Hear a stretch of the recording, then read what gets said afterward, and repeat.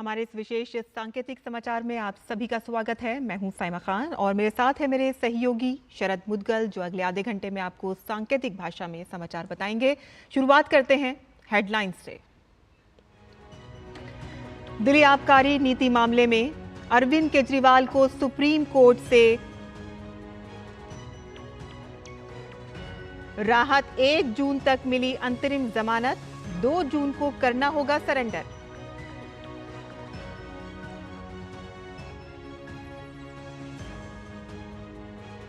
प्रधानमंत्री नरेंद्र मोदी का आज महाराष्ट्र, तेलंगाना और उड़ीसा में प्रचार। महाराष्ट्र के नंदुबार और तेलंगाना के महबूब नगर में जनसभा को किया संबोधित। कहा कि आरक्षण पर कांग्रेस का हाल चोर मचाए शोर वाला।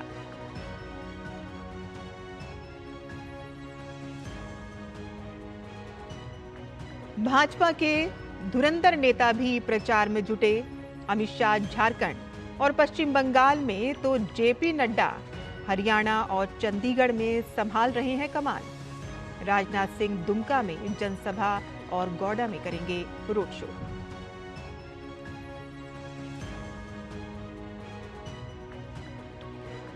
विपक्ष ने तेज की प्रचार की धार। प्रियंका गांधी ने अमेठी में की जनसभा। मल्लिकार्जुन खड़गे तेलंगाना और आंध्र प्रदेश में। राहुल गांधी और अखिलेश यादव की कानपुर और कन्नौज में संयुक्त जनसभा। मायावती का यूपी में प्रचार।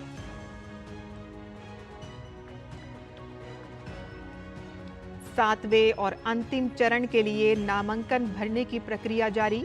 रविशंकर प्रसाद ने पटना साहिब से भरा पर्चा। कांग्रेस यूपी प्रदेश अध्यक्ष अजय राम ने वाराणसी से, भाजपा प्रत्याशी रवि किशन ने गोरखपुर से नामांकन दाखिल किया।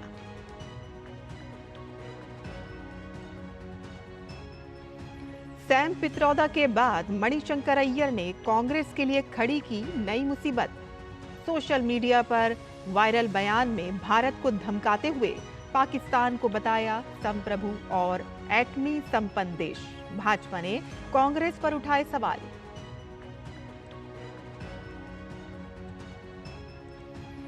कांग्रेस नेता कांतिलाल भूरिया के विवादित बयान ने कांग्रेस की नीयत की खोली पोल। सत्ता में आने पर 2 पत्नियों वाले घर को 2 लाख रुपए देने का वादा बना विवाद की वजह। भाजपा ने लिया आड़े हाथों।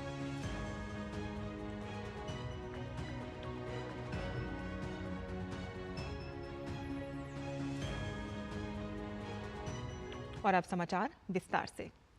कांग्रेस नेताओं ने विवादित बयान देने का सिलसिला थम नहीं रहा था कि कांग्रेस अभी सैम पित्रोदा के बयान से उभर भी नहीं पाई थी कि सोशल मीडिया पर वायरल हो रहे पार्टी नेता मणिशंकर अय्यर के एक विवादित बयान ने उसके लिए नई मुसीबत खड़ी कर दी है।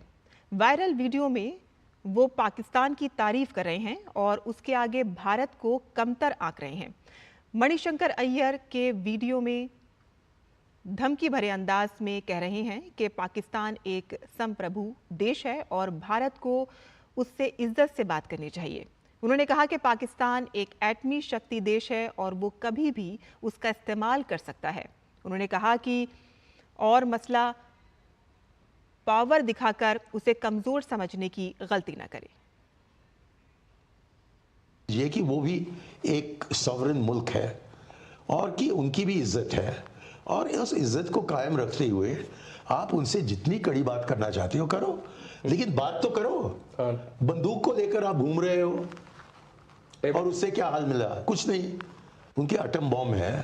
हाँ, ये भी है। हाँ, हमारे पास है, लेकिन किसी पागल ने हमारे बम को लाहौर स्टेशन में फूटा तो 8 सेकंड के 8 पल के अंदर उसकी जो रेडियो एक्टिविटी है वो अमृतसर पहुंचेगी।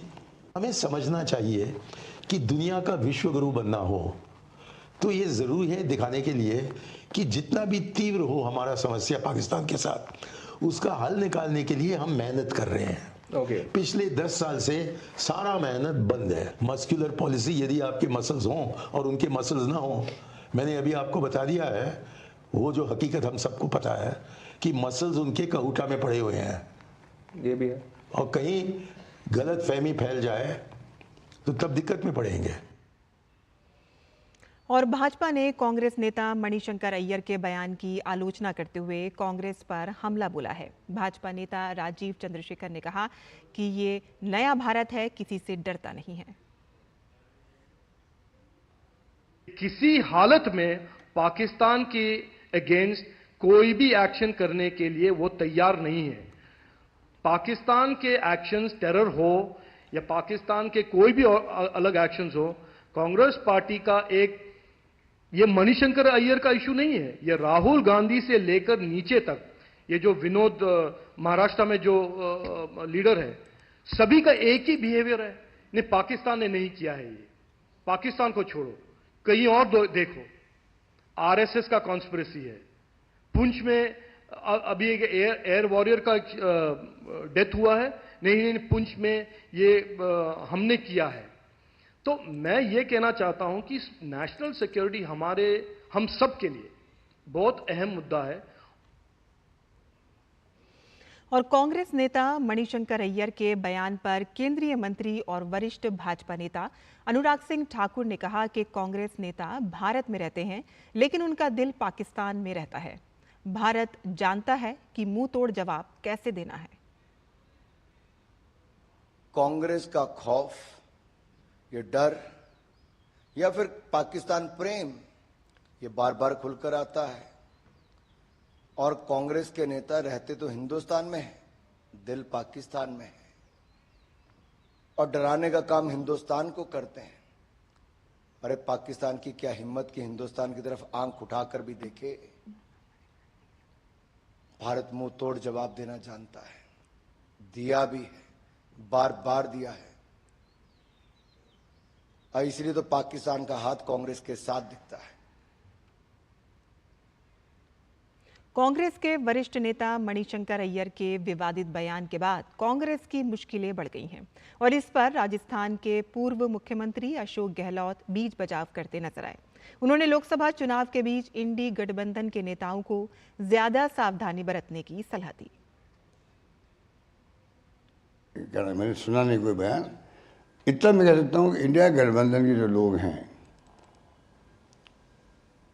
उन सबको चुनाव चलते हुए एक्स्ट्रा प्रिकॉशन रखनी चाहिए। जहाँ तक मैं समझता हूँ माहौल इंडिया गठबंधन के पक्ष में लग रहा मुझे।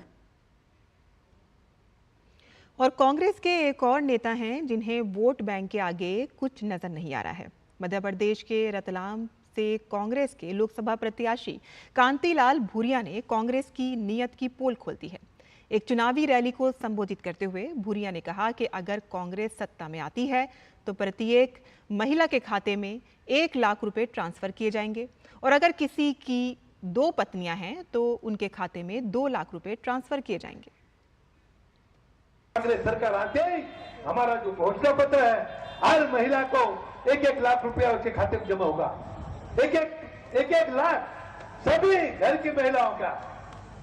ये मालूम है कि नहीं? अब जिसकी 2 पत्नियां तो 2 लाख जाएगा। और कांग्रेस नेता कांतिलाल भूरिया के बयान पर भाजपा प्रवक्ता शहजाद पूनावाला ने प्रतिक्रिया दी है। पूनावाला ने कहा कि कांतिलाल भूरिया ने दिखा दिया है कि महिलाओं को सम्मान देने की तथाकथित गारंटी सिर्फ महिलाओं को वस्तु के रूप में देखने के लिए थी। ये गारंटी सिर्फ वोट बैंक के लिए ही है। कांतिलाल भूरिया जी ने सारी स्कीम खोल दी कांग्रेस पार्टी की। बता दिया कि जो महिलाओं को तथाकथित रूप से उनके सम्मान के लिए गारंटी दी जा रही थी, वो सम्मान नहीं, महिलाओं को वस्तु और सामान की तरह देखने की गारंटी है। और किस प्रकार से वोट बैंक को जितनी आबादी बढ़ा दोगे उतना हक देने की गारंटी है। क्योंकि कांतिलाल भूरिया जी कहते हैं कि यदि आपकी 1 शादी हुई है तो 1 लाख रुपए मिलेंगे, यदि आपकी 2 पत्नियां हैं तो 2 लाख मिलेंगे। मतलब कि संदेश ये दिया जा रहा है, डॉग विसल जिसे कहते हैं, कि अधिक से अधिक शादी कीजिए। और आइए आपको सीधे लिए चलते हैं अयोध्या, जहां वाइस प्रेसिडेंट मंदिर में दर्शन करने के लिए पहुंचे हैं।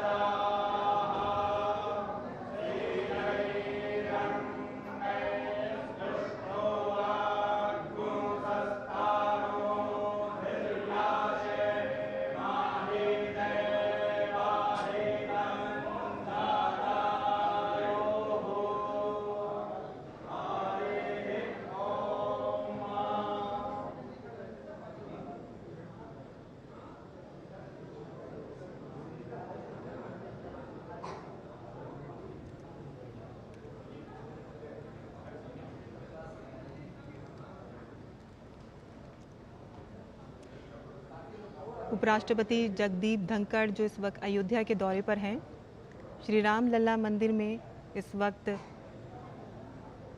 पूजा कर रहे हैं।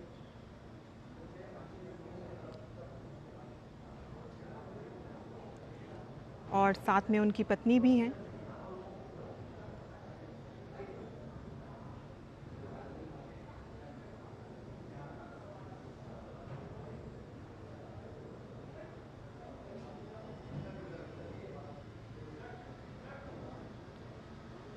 ये पहली बार है कि उपराष्ट्रपति जगदीप धनखड़ अयोध्या के दौरे पर हैं और चुनाव के बीच वो वहाँ पहुँचे हैं।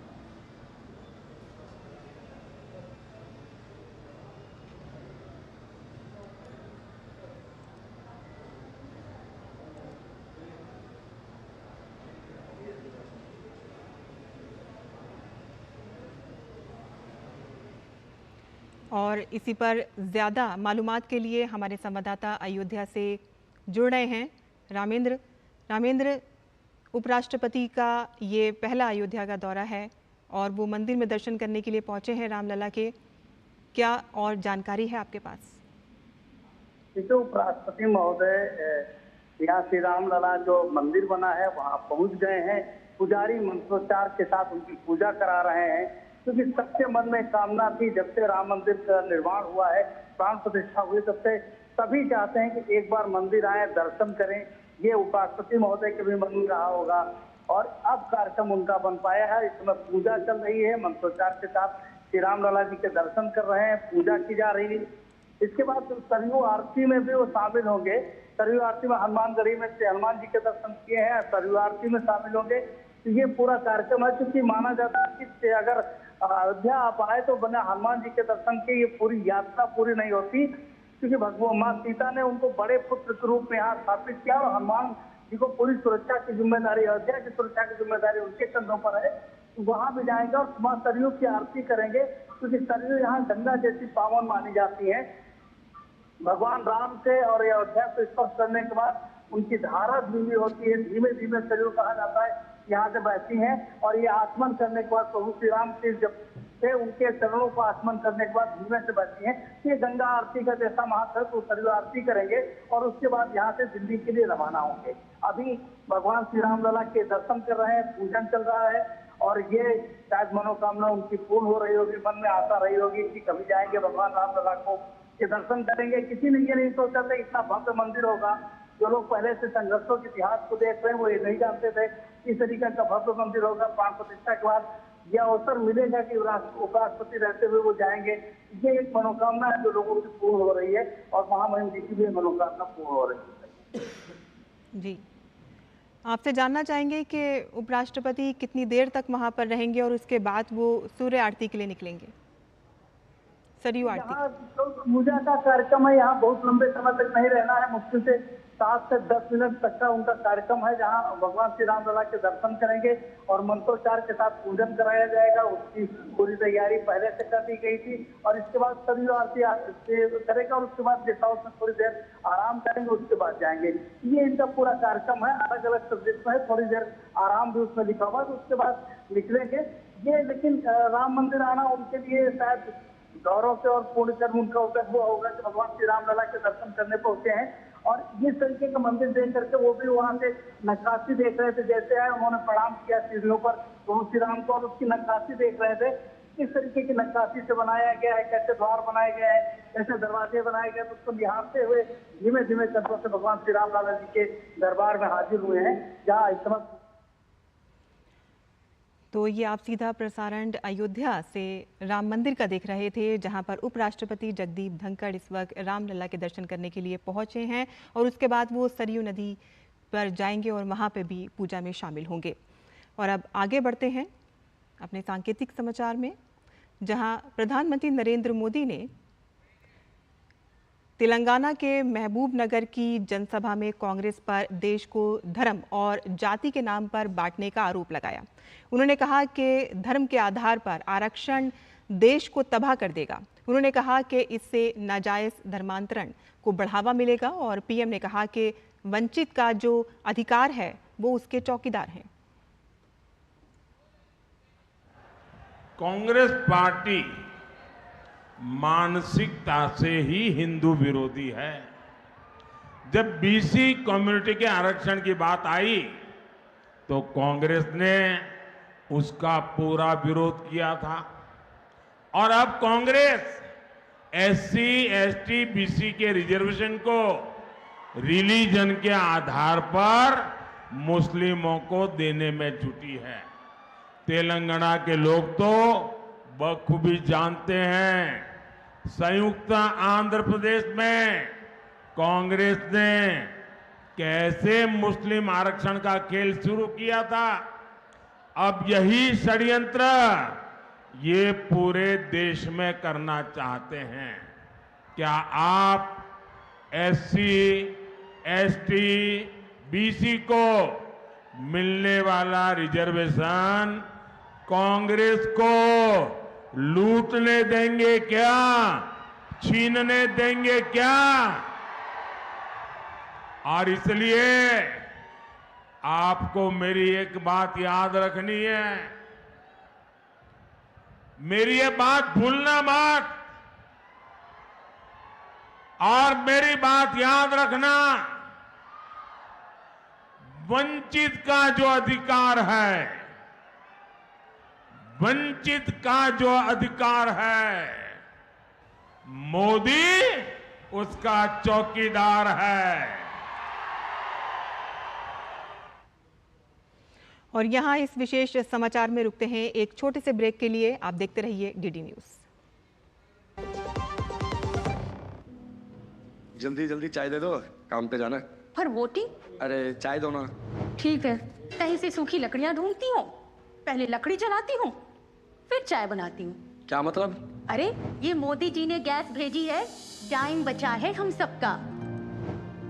उसी टाइम में से थोड़ा वक्त निकालकर वोट करने जाते हैं, मोदी जी को ले आते हैं। कमल का बटन दबाएं, भाजपा को जिताएं। बात जब पीढ़ियों के लिए बनने वाले घर की हो तो जिम्मेदारी बड़ी हो जाती है। गैलेंट समझता है ये जिम्मेदारी। अब डबल एम रिब्स के साथ गैलेंट एडवांस टीएमटी रीबार, निर्माण का रियल हीरो। तुम्हें पता है इन्वेस्टर्स के लिए एक इन्वेस्टर प्रोटेक्शन फंड होता है IPF, लेकिन अगर तुम्हारा ट्रेड एक्सचेंज पर एग्जीक्यूट नहीं हुआ या फिर कोई गारंटीड रिटर्न्स वाली स्कीम है तो ये IPF आपकी मदद नहीं कर सकता है। और अगर आपका ब्रोकर ही डिफॉल्टर बन जाए तो फिर IPF आपको कॉम्पेंसेशन दिला सकता है। कहाँ से सीखा? NSE की साइट पर। सोच कर, समझ कर, इन्वेस्ट। और ब्रेक के बाद आपका फिर से स्वागत है। और आइए आपको सीधे लिए चलते हैं दिल्ली के विज्ञान भवन, जहां राष्ट्रपति Draupadi Murmu national board of Examination in medical sciences के 22वें दीक्षांत समारोह को संबोधित कर रही हैं। प्रोफेसर मोहेश देसाई जी, गणमान्य अतिथियों, शिक्षकगण एवं विद्यार्थीगण, देवियों और स्वजनों, आज डिप्लोमा, डॉक्टरेट और फेलोशिप की उपाधियां प्राप्त करने वाले सभी विद्यार्थियों को मैं बहुत बहुत बधाई देती हूँ। स्वर्ण पदक प्राप्त करने वाले विद्यार्थियों को मैं विशेष सराहना करती हूँ। पिछले लगभग 4 दशकों से चिकित्सा क्षेत्र में योगदान देने के लिए मैं MBEMS से जुड़े वर्तमान और पूर्ववर्ती लोगों को भी सराहना करती हूँ। मुझे बताया गया है कि NBEMS के प्रयासों से देश में विशेषज्ञों डॉक्टरों की उपलब्धता में काफ़ी वृद्धि हुई है। मुझे विश्वास है कि uniform standards of education and examination के लक्ष्य को तो आप सब हासिल करते ही रहेंगे, साथ ही साथ भारत में स्वास्थ्य सेवा के प्रतिमानकों को विश्व स्तरीय बनाने के प्रयासों को आप महत्वपूर्ण योगदान देंगे। मुझे ये जानकर बहुत प्रसन्नता हुई है कि आज उपाधियां प्राप्त करने वाले लगभग 12,400 विद्यार्थियों में छात्राओं की संख्या छात्र से लगभग 750 अधिक है। स्वर्ण पदक प्राप्त करने वाले विद्यार्थियों में भी छात्राओं और छात्रों की संख्या में लगभग 35 का अंतर है, यानी छात्राओं की संख्या अधिक है। अधिकांश परिवारों के संदर्भ में ये बात कही जा सकती है कि लड़कियों को सीमाओं का एहसास कराया जाता है, अंकुश लगाया जाते हैं, कम आज़ादी दी जाती है, सुविधाएं भी कम मिलती हैं।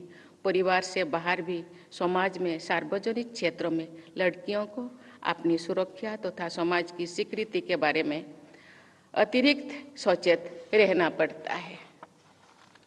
ऐसे परिवेश में योग्यता के सर्वोच्च मानकों पर अपनी श्रेष्ठता सिद्ध करने हमारी बेटियों नए भारत का नए चित्र प्रस्तुत कर रही हैं। मैं यहाँ उपस्थित सभी बेटियों को हृदय से साधुवाद देती हूँ। मेडिकल एजुकेशन में पोस्ट ग्रेजुएट और उससे भी ऊपर के स्तर की उच्च शिक्षा में छात्राओं को आगे बढ़ना हमारे समाज और देश की बहुत बड़ी उपलब्धि है। इस राष्ट्रीय उपलब्धि में सक्रिय योगदान देने के लिए मैं NBEMS की पूरी टीम को बहुत बहुत बधाई देती हूँ। साथ ही मैं छात्राओं के परिवारजनों की विशेष प्रशंसा करती हूँ। प्रिय विद्यार्थियों, आप सब स्पेशलिस्ट डॉक्टर्स हैं।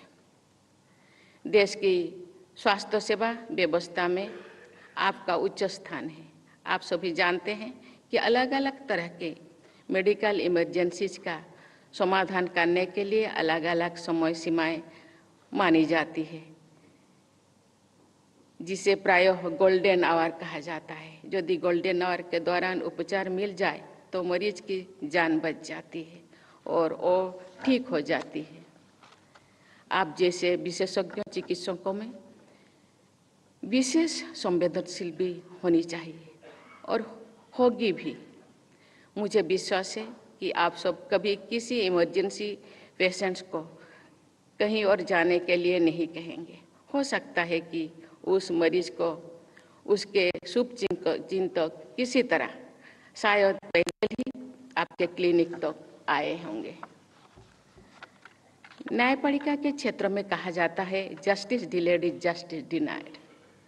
स्वास्थ्य के सेवा में के क्षेत्रों में तो समय का महत्व और भी अधिक बढ़ जाती है, क्योंकि ट्रीटमेंट डिलेड में भी लाइफ डिनाइड।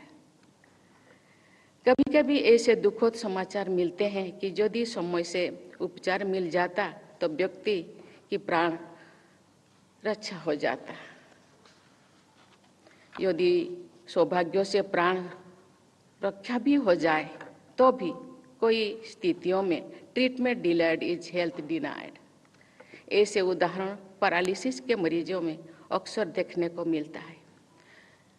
समय से उपचार ना मिले तो मरीज अंग संचालन की क्षमता खो बैठते हैं और दूसरों की सहायता पर आश्रित हो जाती है। उच्चतर तथा उच्चतम विशेषज्ञों हासिल करने के बाद कभी कभी ये स्थिति पैदा हो जाती है जब चिकित्सक मरीज को केवल अपनी विशेषज्ञता की दृष्टि से देखने लगते हैं। उदाहरण के लिए कार्डियक केयर के विशेषज्ञों को हमेशा ये ध्यान रखना है कि मरीज को शरीर केवल कार्डियोवास्कुलर सिस्टम नहीं है। उसी तरह न्यूरो फिजिशियन और सर्जन को भी ये ध्यान देना है कि मरीज की गैस्ट्रो इंटेस्टिनल ट्रैक्ट को ठीक रखना भी अपना ही इतना ही जरूरी है। सुपर स्पेशलिस्ट के परामर्श के बीच मरीज समझ नहीं पाता है कि वो क्या करें। बहुत से मरीज बड़े डॉक्टर साहब के सामने खुलकर बोल भी नहीं सकते। इसीलिए आप सबको ये ध्यान देना है कि मरीजों की होलिस्टिक हीलिंग आप सबका लक्ष्य होना चाहिए। आप जैसे विशेषज्ञ चिकित्सकों से मैं 3 बातों पर ध्यान देने की अनुरोध करना चाहूँगी। Prompt health care, sensitive health care, inexpensive health care. गरीब मरीजों की सेवा के लिए निःशुल्क समय दान करके आप सब देश और समाज को अपना अमूल्य योगदान दे सकते हैं। प्रिय विद्यार्थियों, मैं समझती हूँ कि यदि केवल प्रतिष्ठा और धन अर्जन करना ही आपका उद्देश्य होता तो आप कोई और व्यवसाय भी चुन सकते थे। लेकिन मैं मानती हूँ कि आपने मेडिकल प्रोफेशन का चुनाव किया है तो आपके मन में कहीं ना कहीं मानवता की सेवा करने का भाव अवश्य होगा।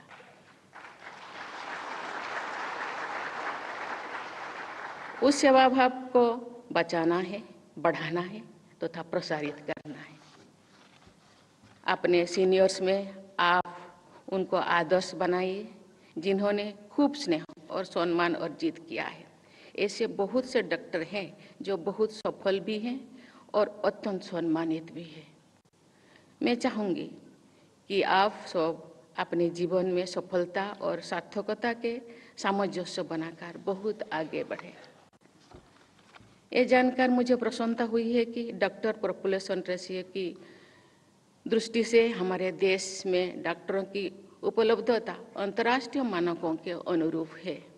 फिर भी हमारे देश की विशाल आबादी को देखते हुए डॉक्टरों की उपलब्धता निरंतर बढ़ाने की आवश्यकता है। इस दिशा में NBEMS का प्रयास बहुत महत्वपूर्ण है। आप सबका ये प्रयास होना चाहिए कि संख्या के साथ साथ गुणवत्ता को भी प्राथमिकता दी जाए। नंबर यानी क्वांटिटी के साथ साथ स्टैंडर्ड यानी क्वालिटी पर समान रूप से ध्यान देना चाहिए। भारत के डॉक्टर ने विश्व स्तर पर अपनी विशेष पहचान बनाए हैं। अफोर्डेबल मेडिकेयर के कारण हमारे देश मेडिकल टूरिज्म का एक प्रमुख केंद्र बनाया गया है। देश की स्वास्थ्य सेवा प्रणाली का सबसे महत्वपूर्ण अंग हमारे डॉक्टर ही तो है।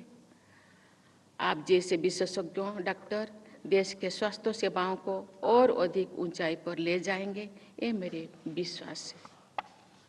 विशेषज्ञों डॉक्टर की आप सबकी ये पीढ़ी वर्ष 2047 के विकसित भारत की विकसित स्वास्थ्य सेवाओं को नेतृत्व प्रदान करेगी। इसी विश्वास और आशीर्वाद के साथ मैं आप सबके स्वर्णिम भविष्य की मंगल कामना करती हूँ। धन्यवाद। जय हिंद, जय भारत। तो आप ये सीधा प्रसारण विज्ञान भवन से देख रहे थे, जहां राष्ट्रपति Draupadi Murmu national board of examinations in medical sciences के 22वें दीक्षांत समारोह को संबोधित कर रही थी। उन्होंने खास तौर पे चिकित्सा के क्षेत्र में इस ऑर्गेनाइजेशन के अहम योगदान के लिए इसकी सराहना की और ख़ासकर उन्होंने लड़कियों का जिक्र किया। उन्होंने कहा कि छात्राओं को आगे बढ़ाने के लिए इस ऑर्गेनाइजेशन ने बहुत ज़्यादा काम किया है और यही वजह है कि मेडिकल में जो मेडल हासिल करने वाली हैं वो लड़कियां बहुत ज़्यादा हैं और ख़ास तौर पे उन्होंने बहुत सारे लेसन भी इन मेडिकल छात्र छात्राओं को दिए हैं। उन्होंने कहा है कि आप गरीब मरीजों की सेवा करें और मानवता की सेवा के भाव से उतरें और साथ ही उन्होंने इन सभी स्टूडेंट्स को भविष्य के लिए ख़ास तौर पे शुभकामनाएं दी हैं। तो ये आप विज्ञान भवन से देख रहे थे और हमारे इस विशेष सांकेतिक समाचार में बस इतना ही। मुझे और मेरे सहयोगी शरद मुदगल को अब अनुमति दें। नमस्कार।